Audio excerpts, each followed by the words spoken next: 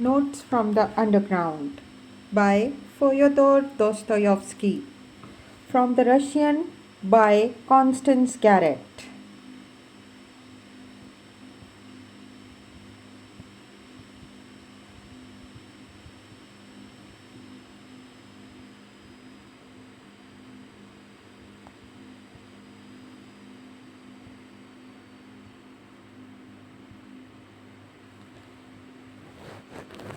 11.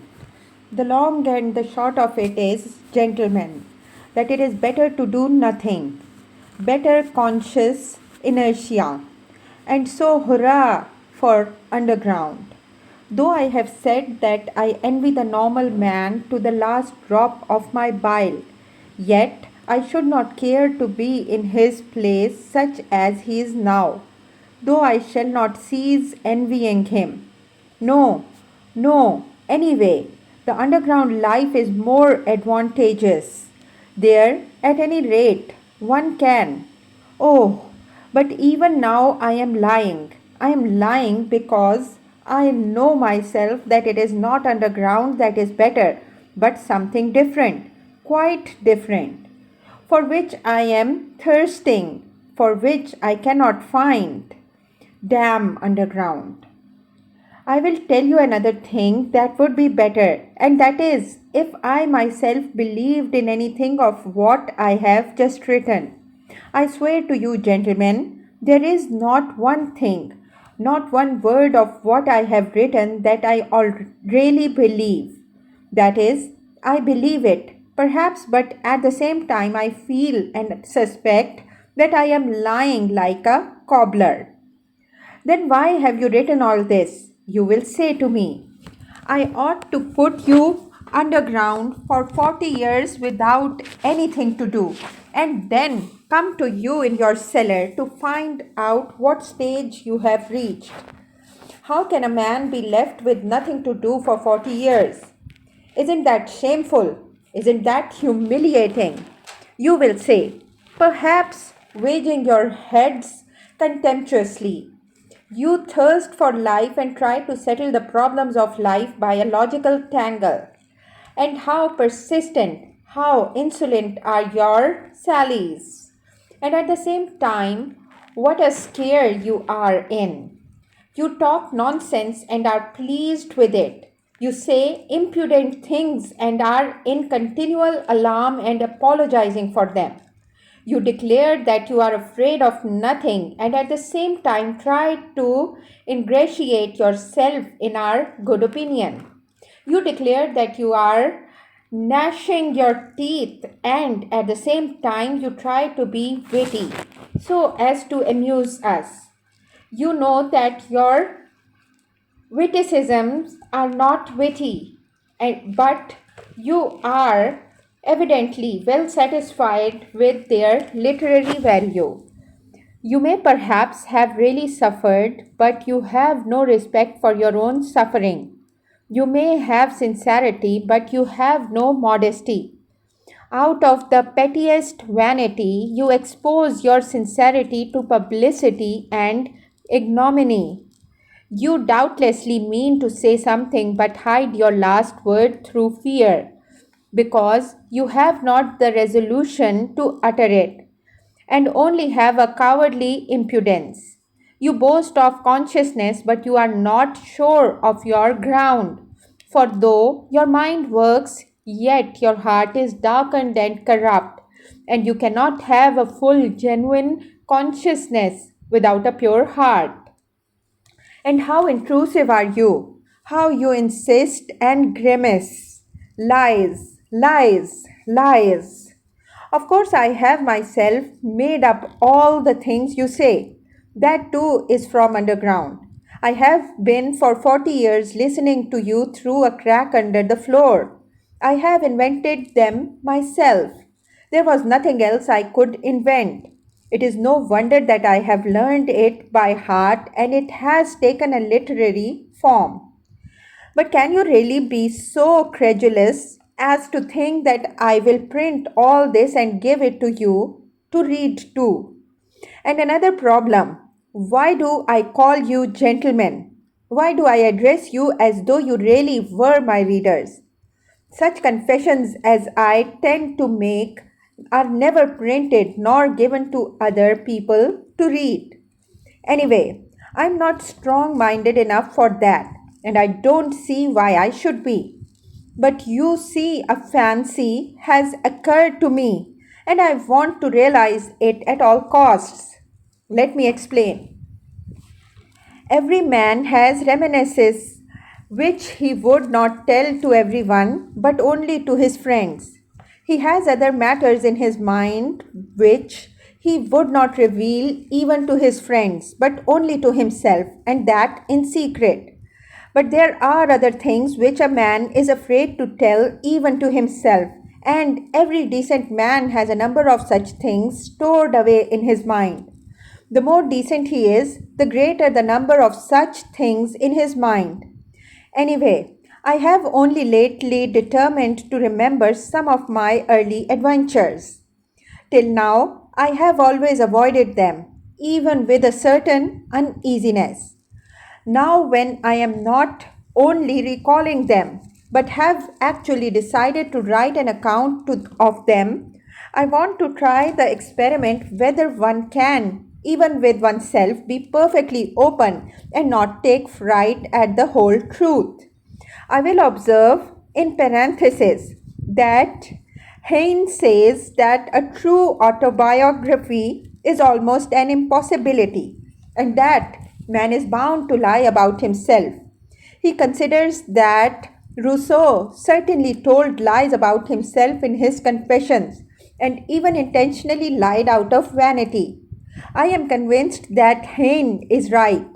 I quite understand how sometimes one may, out of sheer vanity, attribute regular crimes to oneself, and indeed I can very well conceive that kind of vanity. But Heine never judged of people who made their confessions to the public. I write only for myself, and I wish to declare once and for all that if I write as though I were addressing readers, that is simply because it is easier for me to write in that form. It is a form, an empty form. I shall never have readers. I have made this plain already. I don't wish to be hampered by any restrictions in the compilation of my notes. I shall not attempt any system or method. I will jot things down as I remember them.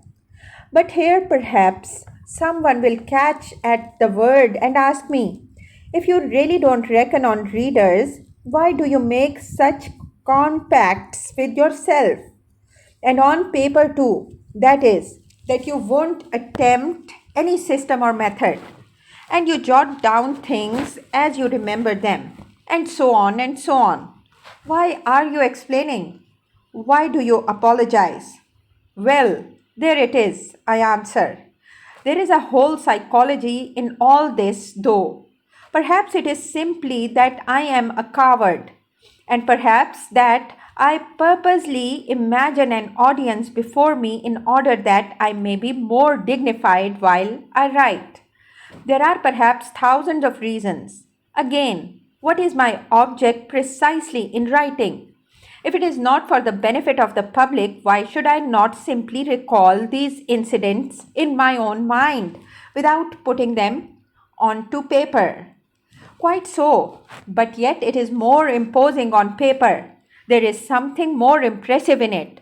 I shall be better able to criticize myself and improve my style. Besides, I shall perhaps obtain actual relief from writing. Today, for instance, I am particularly oppressed by one memory of a distant past. It came back vividly to my mind a few days ago and has remained haunting me like an annoying tune that one cannot get rid of. And yet, I must get rid of it somehow. I have hundreds of such reminiscences, but at times someone stands out from the hundred and oppresses me. For some reason, I believe that if I write it down, I should get rid of it. Why not try? Besides, I am bored and I never have anything to do. Writing will be a sort of work, They say work makes man kind-hearted and honest. Well, here is a chance for me anyway. Snow is falling today, yellow and dingy. It fell yesterday too, and a few days ago. I fancy it is the wet snow that has reminded me of that incident which I cannot shake off now. And so, let it be a story apropos of the falling snow. Part 2. Apropos of the wet snow. When from dark error's subjugation, my words of passionate exhortation had wrenched thy fainting spirit free, and writhing prone in thine affliction, thou didst recall with malediction the vice that had encompassed thee, and when thy slumbering conscience, fretting by recollection's torturing flame, thou didst reveal the hideous setting of thy life's current ere I came, when suddenly I saw thee sicken, and weeping hide thine anguished face, revolted, maddened, horror stricken, at memories of foul disgrace. Necrosau, translated by Juliet Soskis. 1. At that time I was only 24. My life was even then gloomy, ill-regulated, and as solitary as that of a savage. I made friends with no one and positively avoided talking, and I buried myself more and more in my hole. At work in the office, I never looked at anyone, and I was perfectly well aware that my companions looked upon me, not only as a queer fellow, but even looked upon me. I always fancied this, with a sort of loathing. I sometimes wondered why it was that nobody except me fancied that he was looked upon with aversion. One of the clerks had a most repulsive, pock-marked face, which looked positively villainous. I believe I should not have dared to look at anyone with such an unsightly countenance. Another had such a very dirty old uniform that there was an unpleasant odor in his proximity. Yet no one of these gentlemen showed the slightest self-consciousness, either about their clothes or their countenance, or their character in any way. Neither of them ever imagined that they were looked at with repulsion.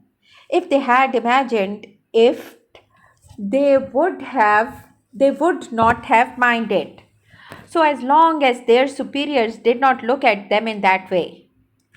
It is clear to me now that, owing to my unbounded vanity and to the high standard I set for myself, I often looked at myself with furious discontent, which verged on loathing, and so I inwardly attributed the same feeling to everyone. I hated my face, for instance. I thought it disgusting and even suspected that there was something base in my expression. And so every day when I turned up at the office, I tried to behave as independently as possible and to assume a lofty expression so that I might not be suspected of being abject. My face may be ugly, I thought, but let it be lofty, expressive, and above all, extremely intelligent. But I was positively and painfully certain that it was impossible for my countenance ever to express those qualities. And what was worst of all, I thought it actually stupid looking, and I would have been quite satisfied if I could have looked intelligent. In fact, I would have put up with looking base if at any time my face could have been thought strikingly intelligent. Of course, I hated my fellow clerks one and all, and I despised them all. Yet at the same time, I was, as it were, afraid of them. In fact, it happened at times that I thought more highly of them than of myself. It somehow happened quite suddenly that I alternated between despising them and thinking them superior to myself. A cultivated and decent man cannot be vain without setting a fearfully high standard for himself, and without despising and almost hating himself at certain moments. I dropped my eyes almost every time I met anyone. I even made experiments whether I could face so and so's looking at me, and I was always the first to drop my eyes. This worried me to distraction. I had a sickly dread too of being ridiculous, and so had a slavish passion for the conventional in everything external. I loved to fall into the common rut and had a wholehearted terror of any kind of eccentricity in myself. But how could I live up to it? I was morbidly sensitive, as a man of our age should be. They were all stupid and as like one another as so many sheep. Perhaps I was the only one in the office who fancied that I was a coward and a slave, and I fancied it just because I was more highly developed. But it was not only that I fancied it, it really was so. I was a coward and a slave. I say this without the slightest embarrassment. Every decent man of our age must be a coward and a slave. That is his normal condition. Of that I am firmly persuaded. He is made and constructed to that very end. And not only at the present time owing to some casual circumstances, but always, at all times, a decent man is bound to be a coward and a slave. It is the law of nature for all decent people all over the earth. If any one of them happens to be valiant about something, he need not be comforted nor carried away by that. He would show the white feather just the same before something else. That is how it invariably and inevitably ends. Only donkeys and mules are valiant, and they only till they are pushed up to the wall. It is not worth while to pay attention to them, for they really are of no consequence. Another circumstance too worried me in those days, that there was no one like me and I was unlike anyone else. I am alone and they are everyone. I thought and pondered. From that, it is evident that I was still a youngster. The very opposite sometimes happened. It was loathsome sometimes to go to the office. Things reached such a point that I often came home ill, but all at once, apropos of nothing. There would come a phase of skepticism and indifference. Everything happened in phases to me, and I would laugh myself at my intolerance and fastidiousness. I would reproach myself with being romantic. At one time, I was unwilling to speak to anyone, while at other times I would not only talk but go to the length of contemplating making friends with them. All my fastidiousness would suddenly, for no rhyme or reason, vanish. Who knows? Perhaps I never had really had it, and it had simply been affected and got out of the books. I have not decided that question even now. Once I quite made friends with them, visited their homes, played preference, drank vodka, talked of promotions. But here, let me make a digression. We Russians, speaking generally, have never had those foolish transcendental romantics. German and still more French, on whom nothing produces any effect. If there were an earthquake, if all France perished at the barricades, they would still be the same. They would not even have the decency to effect a change, but would still go on singing their transcendental songs to the hour of their death, because they are fools. We, in Russia, have no fools, that is well known. That is what distinguishes us from foreign lands. Consequently, these transcendental natures are not found amongst us in their pure form. The idea that they are is due to our realistic journalists and critics of that day, always on the lookout for Costanzoglos and Uncle Pyotr Ivanich, and foolishly accepting them as our ideal. They have slandered our romantics, taking them for the same transcendental sort as in Germany or France. On the contrary, the characteristics of our romantics are absolutely and directly opposed to the transcendental European type, and no European standard can be applied to them. Allow me to make use of this word romantic, an old fashioned and much respected word which has done good service and is familiar to all. The characteristics of our romantic are to understand everything, co-see everything, and to see it often incomparably more dearly than our most realistic minds see it. To refuse to accept anyone or anything, but at the same time not to despise anything. To give way, to yield from policy. Never to lose sight of a useful practical object, such as rent-free quarters at the government expense, pensions, decorations, to keep their eye on that object through all the enthusiasms and volumes of lyrical poems, and at the same time to preserve the good and the beautiful, inviolate within them to the hour of their death, and to preserve themselves also. Incidentally, like some precious jewel wrapped in cotton wool, if only for the benefit of the good and the beautiful.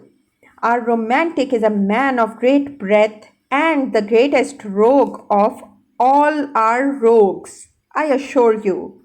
I can assure you from experience indeed.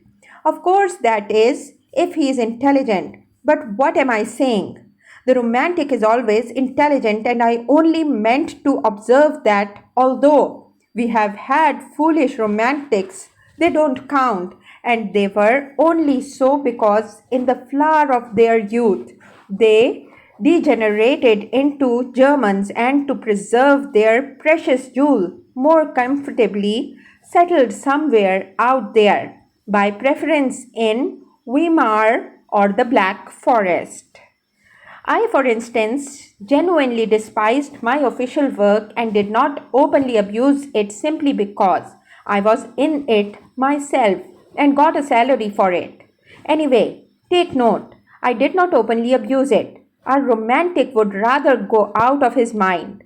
A thing, however, which very rarely happens, than take to open abuse, unless he had some other career in view, and he is never kicked out. At most, they would take him to the lunatic asylum as the King of Spain, if he should go very mad. But it is only the thin, fair people who go out of their minds in Russia. Innumerable romantics attain later in life to considerable rank in the service. Their many-sidedness is remarkable, and what a faculty they have for the most contradictory sensations. I was comforted by this thought even in those days, and I am of the same opinion now. That is why there are so many broad natures among us who never lose their ideal even in the depths of degradation, and though they never stir a finger for their ideal, though they are errant thieves and knaves, yet they tearfully cherish their first ideal and are extraordinarily honest at heart. Yes, it is only among us that the most incorrigible rogue can be absolutely and loftily honest at heart, without in the least ceasing to be rogue. I repeat, our romantics frequently become such accomplished rascals. I use the term rascals affectionately, suddenly display such a sense of reality and practical knowledge that their bewildered superiors and the public generally can only ejaculate in amazement. Their many-sidedness is really amazing, and goodness knows what it may develop into later on, and what the future has in store for us. It is not a poor material. I do not say this from any foolish or boastful patriotism, but I feel sure that you are again imagining that I am joking. Or perhaps it's just the contrary, and you are convinced that I really think so. Anyway, gentlemen, I shall welcome both views as an honor and a special favor. And do forgive my digressions. I did not, of course, maintain friendly relations with my comrades and soon was at loggerheads with them, and in my youth and in inexperience, I even gave up bowing to them as though I had cut off all relations. That, however, only happened to me once. As a rule, I was always alone. In the first place, I spent most of my time at home reading. I tried to stifle all that was continually seething within me by means of external impressions, and the only external means I had was reading. Reading, of course, was a great help, exciting me, giving me pleasure and pain, but at times it bored me fearfully. One longed for movement in spite of everything, and I plunged all at once into dark, underground, loathsome vice of the pettiest kind. My wretched passions were acute, smarting from my continual sickly irritability. I had hysterical impulses with tears and convulsions. I had no resource except reading, that is, there was nothing in my surroundings which I could respect and which attracted me. I was overwhelmed with depression too. I had an hysterical craving for incongruity and for contrast, and so I took to vice. I have not said all this to justify myself. But no, I am lying. I did want to justify myself. I make that little observation for my own benefit, gentlemen. I don't want to lie. I vowed to myself I would not. And so, furtively, timidly, in solitude at night, I indulged in filthy vice with a feeling of shame which never deserted me, even at the most loathsome movements, and which at such moments nearly made me curse. Already, even then, I had my underground world in my soul. I was fearfully afraid of being seen, of being met, of being recognized. I visited various obscure haunts. One night, as I was passing a tavern, I saw through a lighted window some gentlemen fighting with billiard cues, and saw one of them thrown out of the window. At other times, I should have felt very much disgusted, but I was in such a mood at the time that I actually envied the gentleman thrown out of the window. And I envied him so much that I even went into the tavern and into the billiard room. Perhaps I thought I have a fight too, and they'll throw me out of the window. I was not drunk, but what is one to do? Depression will drive a man to such a pitch of hysteria. But nothing happened. It seemed that I was not even equal to being thrown out of the window, and I went away without having my fight. An officer put me in my place from the first moment. I was standing by the billiard table and, in my ignorance, blocking up the way, and he wanted to pass.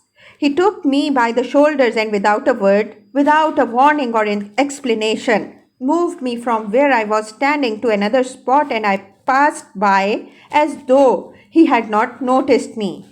I could have forgiven blows, but I could not forgive his having moved me without noticing me. Devil knows what I would have given for a real regular quarrel, a more decent, a more literary one, so to speak. I had been treated like a fly. This officer was over 6 foot, while I was a spindly little fellow. But the quarrel was in my hands. I had only to protest, and I certainly would have been thrown out of the window. But I changed my mind and preferred to beat a resentful retreat.